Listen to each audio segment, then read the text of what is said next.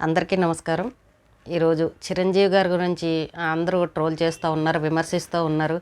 ఆ లైలా బ్రహ్మానందం ఈ ఈవెంట్లో ఆడపిల్లల గురించి ఆయన మాట్లాడిన మాటలకి ప్రతి ఒక్కరూ తప్పుపట్టి దాన్ని విమర్శిస్తూ ఉన్నారు. అసలు ఆయన మాట్లాడిన దాంట్లో తప్పు ఎక్కడ కనిపించిందో నాకు అర్థం కాలేదు. సహజంగా ఏ తాత అయినా కూడా ఇంటికి వారసుడు కావాలని కోరుకుంటారు. ఇప్పుడు మనమే ఉన్నామండి, మన కోడలు డెలివరీ అవుతుంది అని అంటే వారసుడు పుడితే బాగుండు, వారసుడు పుడితే బాగుండు అని మనం అనుకుంటాం. అలాగే ముందు కనుక ఒక ఇద్దరు ఆడపిల్లలు ఉన్నారని అంటే మూడోసారైనా కొడుకు పుడితే బాగుండు అని ఎదురు చూసేవాళ్ళు మన కుటుంబాల్లో చాలామంది ఉంటూనే ఉంటాం. పైకి ఒకవేళ ఎంత నవ్వుతూ కనిపించినా లోపల మనసులో మాత్రం వారసుడు ఉండాలని కోరుకుంటారు. ఇప్పుడు మన ఇంట్లో అయినా అందరూ మగపిల్లలే ఉన్నారా అనుకోండి, మాకు ఆడపిల్లలు ఉంటే బాగుండబ్బాయి, అందరూ మగవెదవలే కనబడుతున్నారు, ఇంట్లో చిరాకేస్తుంది ఈ ప్యాంటు షర్టులతోటి.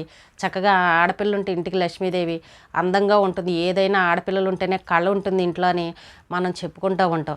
అలాగే ఎక్కువ మంది ఆడపిల్లలు ఉన్నా కూడా మగవాళ్ళు ఒక్కళ్ళని ఉంటే బాగుండు, అందరూ ఆడపిల్లలే అయ్యారని అలా కూడా మాట్లాడుకుంటాం. మన దగ్గర ఏది లేదో దాన్ని కోరుకోవడంలో తప్పేం లేదు. ఆయన కూడా మనలాంటి సామాన్యులే కదా, ఎంత డబ్బున్నా ఏం చేసినా కూడా వాళ్ళ కొడుకు కోసం వాళ్ళ మనవడు కావాలని కోరుకోవడంలో ఆ తాతకి కోరిక ఉంది అని అంటే అదేమీ దాన్ని పెద్ద తప్పు పట్టాల్సిన విషయం ఏమీ లేదు. అలాగే వాళ్ళ తాతగారు గురించి మాట్లాడుతూ ఉన్నారు. వాళ్ళ తాతగారు, మా తాతగారు ఇలా ఉండేవారు, ముగ్గురు అమ్మమ్మల్ని మెయింటైన్ చేసేవారని. నిజంగా ఒకసారి ఇప్పుడున్న జనరేషన్కి తెలియదేమో కానీ ఆ పాతకాలంలో మన తాతల కాలంలో ఒక్కొక్కరు ఇద్దరేసిని ముగ్గురేసిని మెయింటైన్ చేసేవారు.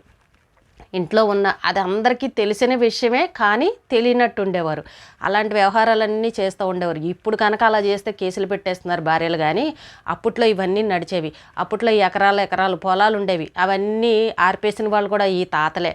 మన నాన్న అమ్మలు వాళ్ళైతే అంటూ ఉంటారు, మా నాన్నకి ఇన్ని ఎకరాల పొలం ఉండేది, మా నాన్నకి జీడి మామిడి తోట ఉండేది, మా తాతకి అంత ఉండేదని, కొబ్బరి తోటలు ఉండేవని చెప్తూ ఉంటారు. ఏమయ్యాయి అవన్నీ ఏమయ్యాయి అంటే ఆరిపోయి ఆళ్ళకి పెట్టేశాడని ఇప్పటికీ కూడా మాట్లాడుతూ ఉంటారు. అవన్నీ మనం చూడలేదులేండి, మనం అప్పుడు చిన్నపిల్లలు అయి ఉండొచ్చు, మనకు తెలీదు. కానీ ఆయన అప్పుడు జరిగిన దాన్ని, ఆ సందర్భాన్ని అక్కడ సరదాగా చెప్పడం జరిగింది. అలాగే బ్రహ్మానందం గారి సినిమా అని అంటేనే కామెడీ ఉంటుంది. మనం బ్రహ్మానందం గారు అంటేనే ఆయన నవ్వు లేకుండా ఏది ఉండదు, సరదాగా మాట్లాడుకునే విషయాలే ఉంటాయి తప్ప ఎక్కడ కూడా బాధపడే విషయాలు ఉండవు. మరి ఆయన ఏమీ ఒక రాజకీయంగా మాట్లాడే మీటింగులో ఆయన ఏమి ఇలాంటి విషయాలు మాట్లాడలే. అక్కడ బ్రహ్మానందం గారు ఆ సినిమా ఈవెంట్లో అభిమానులు నవ్వించడం కోసం, అలాగే సరదాగా గడపడం కోసం ఆ పక్కన బ్రహ్మానందం గారు ఉన్నారు కాబట్టి ఆయన్ని ఉద్దేశించి సరదాగా మాట్లాడిన విషయాలే తప్ప దాన్ని అంత సీరియస్గా తీసుకొని అంత ట్రోల్ చేయాల్సినంత అవసరం ఏమీ లేదు. అక్కడ రాజకీయంగా మాట్లాడిన మీటింగ్ అయితే కాదు. లేడీస్ హాస్టల్ లాగా ఉందనంటే వాళ్ళ ఇంట్లో మరి అందరూ ఆడపిల్లలే ఉన్నారు, ఆయన ఆడపిల్లలతోనే ఆడుకుంటూ సరదాగా గడుపుతున్నారు. హాస్టల్ లాగా ఉంటుంది మా ఇల్లు అని మనమైనా అలాగే అంటాం, ఇంటి నిండా ఆడపిల్లలే ఉంటే అదే మాట అంటాం. అందులో దాన్ని పెద్ద తప్పు పట్టాల్సిన అవసరం లేదు. మరి అలాగే క్లింకార ఈ మనవరాలు పుట్టినప్పుడు, రామ్ చరణ్ కూతురు పుట్టినప్పుడు మా ఇంటికి మహాలక్ష్మి పుట్టింది, మా ఇంట్లోకి మహాలక్ష్మి వచ్చింది అని సంతోషంగా అప్పుడు అనౌన్స్ చేశారు. మరి ఆ రోజు ఎవరు మాట్లాడలేదే. ఆ రోజునే నీరసంగా మళ్ళీ మాకు అమ్మాయి పుట్టింది, అబ్బాయి పుడితే బాగుండని ఆ రోజు అనేవారుగా ఏం అనలేదుగా.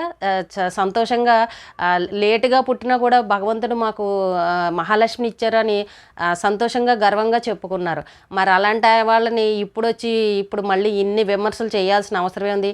అది క్యాజువల్గా ఏ తాత అయినా కూడా మా ఇంటి వారసుడు రావాలి, మా వంశం నిలబడాలి అని ప్రతి ఒక్కళ్ళు ఆలోచిస్తారు. అదే ఆలోచనతోటి ఆయన మాట్లాడిన సందర్భం అది. పైగా అది సరదాగా గడిచే సమయంలో అక్కడ అంతా కూడా నవ్వించాలి అన్న ఆలోచనతో ఆయన చెప్పిన సందర్భం తప్ప దీన్ని పెద్ద లాగేసి పీకేసి అనుకోవాల్సినంత అవసరం లేదు. మనమైతే ఎలా అనుకుంటామో వాళ్ళు కూడా అలాగే అనుకుంటారు. కాకపోతే ఏంటంటే వాళ్ళు సెలబ్రిటీలు, మనం సామాన్యులం కాబట్టి ఆయన పబ్లిక్లో చెప్పడం వల్ల దాన్ని గుచ్చి మాట్లాడుతున్నారు. మనం ఇంట్లో ఎన్ని మాట్లాడుకున్నా అవి ఎవరికి కనిపించవు. ఆయన మనసులో మాటని దాచుకోకుండా ఏది కూడా లోపల ఒకటి బయటకు ఒకటి చెప్పకుండా సరదాగా చెప్పిన సందర్భమే కానీ దాన్ని అంత సీరియస్గా తీసుకొని పీకేయాల్సినంత అవసరం ఏం లేదు. ఎందుకు ట్రోల్ చేస్తున్నారో దానికి అర్థం కావట్లేదు. దీని గురించి ప్రెస్ మీట్లు పెట్టి ఇలా అన్నాడు అలా అన్నాడని ఏవేవో మాట్లాడుతున్నారు. ఆ భగవంతుడు ఏది ఇచ్చినా తీసుకుంటాం. ఇప్పుడు ఆయన మనసులో కోరుకుంది తర్వాత భగవంతుడు మనకి ఏది ఇచ్చినా కూడా దాన్నే స్వీకరిస్తాం. అది ఇంకా మనకి ఎలా రాసి పెట్టుంటే అలా జరుగుతుంది. మనం అనుకున్నదే జరగాలని ఏమీ లేదు కదా, అనుకోలేనివి జరుగుతూ ఉంటాయి ఒక్కోసారి. మనం వాటిలన్నిటినీ స్వీకరించాలి. కాబట్టి దీని గురించి ట్రోల్ చేయడం కూడా అంత అనవసరం. దీన్ని పట్టించుకోవాల్సిన అంత అవసరం లేదు. అక్కడ మహిళల్ని ఏమీ, ఆడపిల్లల్ని అసహ్యంగా మాట్లాడింది లేదు, తక్కువ చేసి మాట్లాడింది కూడా ఏమీ లేదు. ఇప్పుడు వాళ్ళ పిల్లలు కూడా మంచి స్థాయిలోనే ఉన్నారు, ఆడపిల్లలు అందరూ. ఇప్పుడు ఉపాసన ఉంది అని అంటే వాళ్ళ ఇంట్లో ఫ్యామిలీలో కూడా అందరూ ఆడపిల్లలే. మరి వాళ్ళు మంచి పొజిషన్లో లేరా? ఇప్పుడు ఈ చిరంజీవి గారి ఆడపిల్లలు కూడా అందరూ ఏదో ఒకటి బిజినెస్లు చేస్తూనే ఉన్నారు, మంచి పొజిషన్లో ఉన్నారు. అంటే వాళ్ళు తక్కువ వీళ్ళు ఎక్కువ ఇది కాదు. అక్కడ ఒక తాతగా మా వంశాన్ని నిలబెట్టేవాడు కావాలని ఒక తాతగా ఆయన కోరుకున్నాడు. ఆ విషయాన్ని ఆయన మనసులో మాటను బయటకు చెప్పారు తప్ప దీన్ని ఏదో అక్కడ ఆడపిల్లలు తక్కువ చేసినట్టు కాదు, వ్యతిరేకించినట్టు కానీ ఇలా దీన్ని పట్టుకొని మనం తప్పుగా ఊహించుకోవాల్సిన అంత అవసరం అయితే ఏమీ లేదు. మీరు కూడా ఒకసారి ఆలోచించండి. మన ఇంట్లో కూడా అలాగే మన పరిస్థితి ఉంటే ఎవరిమైనా అలాగే అనుకుంటాం. ఇప్పుడు ఇంతకు ముందు అయితే డెలివరీ అయ్యే ముందు ఏ పిల్లలు అనేది చెప్పేవారు, అమ్మాయి అబ్బాయి అనేది. ఇప్పుడు ఆ ఛాన్స్ లేదు, ఎవరికి చెప్పట్లేదు. డెలివరీ అయ్యేదాకా భగవంతుడికి దండాలు పెట్టుకునే పరిస్థితి. అబ్బాయి పుడితే బాగుండు, అబ్బాయి పుడితే బాగుండు అని ప్రతి ఒక్కళ్ళు దండం పెట్టుకుంటూనే ఉంటారు. ముఖ్యంగా అత్తగారులు ఎవరైతే ఉన్నారో మా కోడలకు మగపిల్లాడే పుట్టాలని కోరుకునే అత్తగారులు అయితే ఎంతోమందిని మనం చూస్తూ ఉంటాం. అది మనసులో ఇంకా కానీ భగవంతుడు ఏది ఇచ్చినా కూడా మనం స్వీకరించాల్సిందే. అది మన అందరికీ తెలుసు. మనసులో కోరుకుని బయటకు చెప్పుకోవడంలో తప్పేం లేదు కదా. ఆయన చేసిన పని కూడా అదే. పైగా పక్కన బ్రహ్మానందం గారు ఉన్నారు కాబట్టి ఆయన సరదాగా అందరినీ నవ్వించాలన్న ఆలోచనతోటి ఈ విధంగా చెప్పారు. దీన్ని ఎవరో కూడా అంత సీరియస్గా తీసుకోవాల్సిన అవసరం లేదు, ట్రోల్ చేయాల్సిన అంత అవసరం కూడా లేదు. ఈరోజుకి ఇదేనండి. రేపు మళ్ళీ ఒక మంచి విషయంతో మళ్ళీ కలుద్దాం.